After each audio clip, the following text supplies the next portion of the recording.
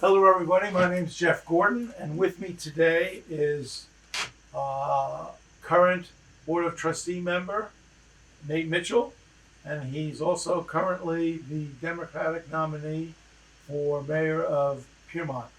Why did you initially vote for the CBM zoning amendment? Sure, great question. Thank you for the opportunity to address it. So, when we first looked at the CBM law had been suggested to us as an alternative to doing spot zoning for a couple of parcels downtown that someone was looking to develop. And when it came up for a vote, we had gone through all of the questions that I could come up with for our consultant NPV. They had all been addressed, and we hadn't seen anything back from the county with referral.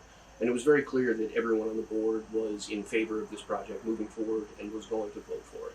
So a no vote in that situation would have been meaningless. It still would have passed. There was nothing for us to override from county. So even if I could have convinced the second trustee to also vote no, it still would have passed. However, I did feel that I had a bargaining chip in the fact that everyone likes to have a unanimous vote.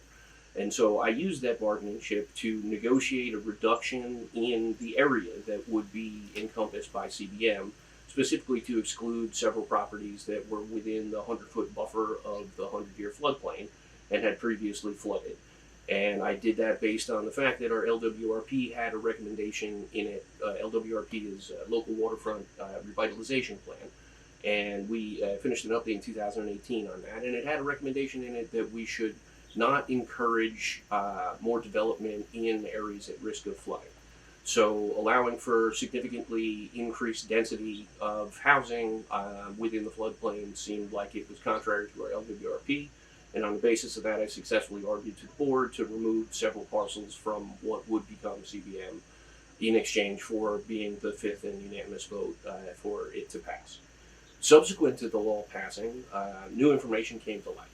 And that new information, we have a mantra around the firehouse to remain teachable. And what that really is about is just that any intelligent person, when presented with new information, rather than rejecting the new information, tries to incorporate it into their understanding of the situation. And that's exactly what I did over the course of the next year after the CBM district was passed.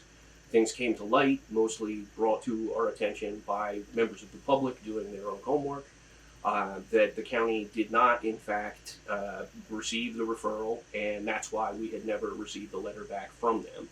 And that's not allowed. And so the county did not accept that our law was valid, and that was going to create a bunch of problems for everyone that tried to do any kind of a project in the entirety of our downtown because the county wouldn't work with them and provide them what they needed. So in light of that new information, prior to any lawsuits being filed, I suggested to the board that we simply go back and refer it to county properly and review what they sent back to us, and then have another public hearing where we could have another vote on passing this with public input.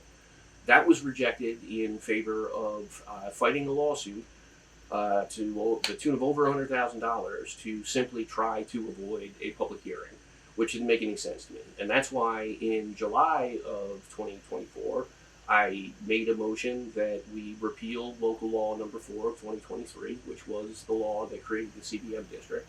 However, I received no second on it and no vote was heard. So the reason essentially that I voted for it in the first place was it was going through one way or another, and if I could get some reduction in impact out of it, it seemed worth it to me at the time. But having seen the whole situation, I also took efforts to undo the mistakes that we made in the past. I'm not afraid to admit when I've made a mistake. It was a mistake for us to have passed the CBM zoning district. However, the board at the time didn't have any information to support anything except moving forward with it. And so I hope everyone just takes that into consideration when they judge the folks that were on the board at the time. Thank you, Nate. That was a pretty informative answer to a question that's been on everybody's mind for a long time.